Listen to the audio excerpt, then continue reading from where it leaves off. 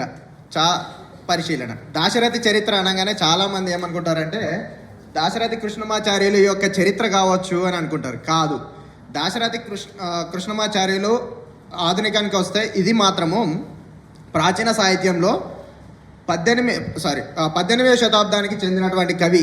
ఒక పురుషకారి కేశవయ్య, నంబేరుమల్ల పురుషకారి కేశవయ్య అనే కవి ఆత్మకూరు సంస్థాన నివాసి అయినప్పటికీ సురపుర సంస్థానంలో పోషించబడినటువంటి కవిగా చెప్పడం జరుగుతుంది.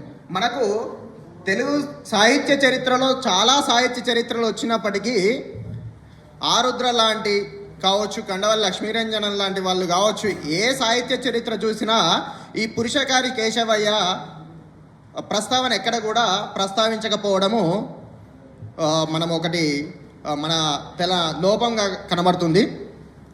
మనకు ఈ పురుషకారి కేశవయ్య ఎక్కడ కనబడుతున్నాడంటే గోల్కొండ కవుల సంచిక, సురవరం ప్రతాపరెడ్డి గారు రాసినటువంటి గోల్కొండ కవుల సంచికలో పూర్వకవి రచనలో వాళ్ళ పరిచయంలో మాత్రము జస్ట్ ఈ ఆయన యొక్క పేరు, తన యొక్క రచనను మాత్రమే ప్రస్తావిస్తూ దీనిలో చెప్పడం జరిగింది.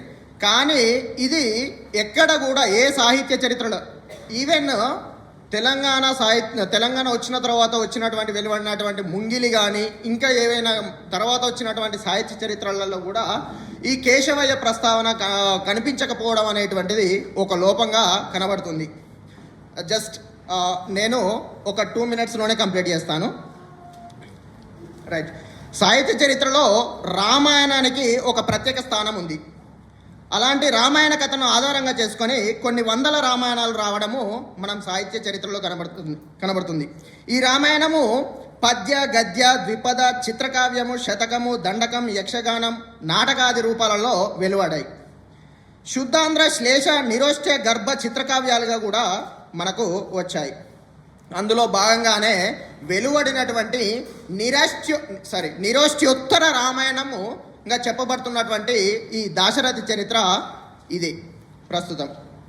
దీని మరింగంటి సింగరాచార్యులు పూర్వము రామాయణం గురించి ప్రస్తావించారు. నిరోష్ట్య రామాయణాన్ని ప్రస్తావించారు. 6 కాండాలలో రాయడం జరిగింది. ఈ మరింగంటి సింగరాచార్యులు రాసినటువంటి రామాయణానికి అనుబంధంగా సప్తమ కాండంగా చెప్పబడుతున్నటువంటి ఈ చరిత్ర దాశరథి చరిత్ర. దశరథ రాజనందన చరిత్రకు అనుబంధంగా వెలువడినటువంటిది ఇది కృతి చరిత్ర. ఇది ఈ పురుషకారి కేశవయ్య 1734 నుండి 1819 మధ్యన జీవించినట్లుగా చెప్పడం జరుగుతుంది. ఆత్మకూరు సంస్థానంలో ఉన్నప్పటికీ సురపుర సంస్థానంలో వారి ఆస్థాన పోషకునిగా ఉన్నాడు. ఇది మరి ఏ విధంగా బయటకు వచ్చింది ఈ చరిత్ర అని చూసుకున్నట్లే మహబూబ్ నగర్లోని సారస్వత సేవా సమితి అనేటువంటి ఒక సాహిత్య సంస్థ అది మొదటిసారిగా 1974లో ప్రచురించడం జరిగింది. అది ఎలా రాతప్రతిగా ఉన్నప్పటికీ వాళ్ళ మనవల దగ్గర ఉన్నటువంటి ఆ ప్రతిని తీసుకొని దాన్ని ముద్రించడం అనేటువంటిది జరిగింది. సురపుర సంస్థానం అనేటువంటిది ప్రస్తుతము కర్ణాటక జిల్లాలోకి వెళ్ళినప్పటికీ అది ఒకప్పుడు నిజాం పాలనలో ఉన్నప్పుడు మన తెలంగాణ ప్రాంతంలో ఉన్నటువంటి సురపుర సంస్థానము. అంటే పూర్వము మెదకు, కరీంనగర్ మండల సరిహద్దుల ప్రాంతాలలో కూడుకున్నటువంటి ఇది కాసలనాడు అని చెప్పబడుతున్నటువంటి సురపుర సంస్థానము. ఇందులో ఉన్నటువంటి రచనలు ఇతివృత్తం చూసుకున్నట్లయితే కేశవయ్య ఈ రచనను ఉత్తర చర్యలుగా గల నిరోష్ట్య దాశరథి చరిత్ర అని చెప్పుకున్నాడు.